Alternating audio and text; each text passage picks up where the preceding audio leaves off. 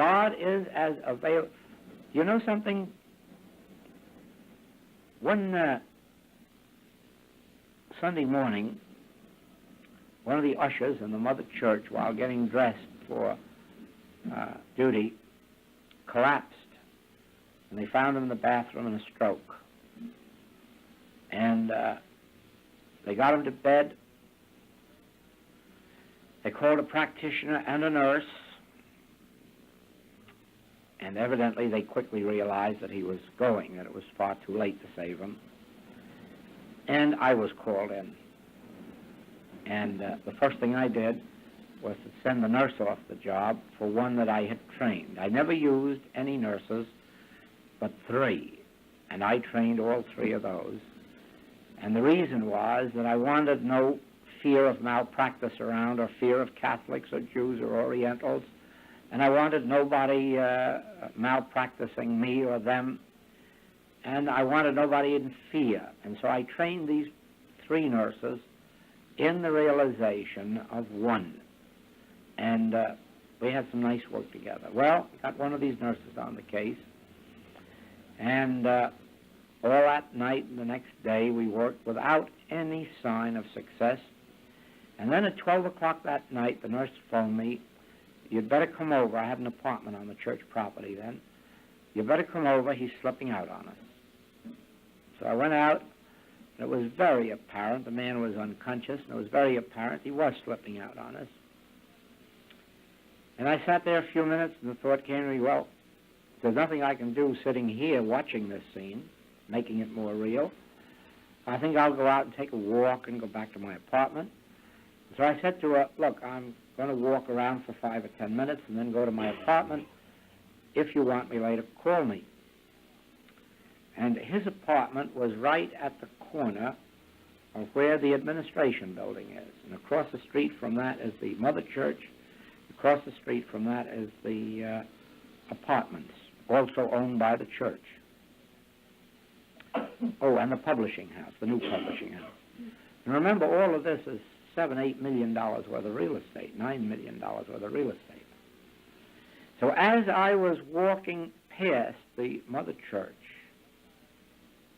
I looked at it and the thought came to me, how can a woman in the 1890s raise up a thing like this? How could a woman, when women weren't supposed to be in business and weren't supposed to be in the Christian ministry, and women weren't supposed to be, how could? And the thought came, you know, if I knew the mystery of how she did this, I could raise up this man. Because this is a miracle, a woman working alone, raising up $8, $9, $10 million worth of properties and churches that circumnavigate the whole globe and get acceptance all over. This is a miracle. What miracle did you use to raise this up? What was it? And right back came the word Christ. Christ is the miracle.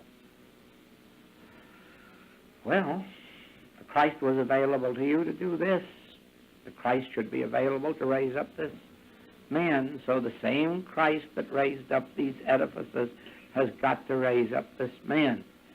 And I went back to my room and slept, and about an hour later, the nurse called and said, "I think life is stirring." And in the morning, life was stirring, and I saw that man 4 weeks later walking on the street. See that? Now, so it is that we have got to remember that it isn't a form of prayer, it isn't a truth that you know, it is the same spirit that has to become active in consciousness. And if it is, it'll raise up edifices. And if it is, it'll raise up dead bodies. If you destroy this body in 3 days, this Christ will raise it up again. So the lesson to our students must be, read, fill yourselves with this reading, but only for one purpose. Not for dependence on the words, but for the spirit that it may develop in you, and will develop and can, because if you can stick to a literature that holds single-pointedly to God and the Christ, you're bound to have your consciousness so spiritualized that Christ will be there to do the works even if you can't remember the words. So that in your healing work, in your teaching work, in anything, have much more faith in a split second of absolute silence than you would have in a whole book of truth. Never forget this, that if you could discover some form of prayer, meditation, or thought, all that you would have in the world are these chain letters. That's all. All you'd have in the world is something in the external world to have faith in, and it would do you no good. Now there are no prayers. That's why the Lord's Prayer hasn't saved the world.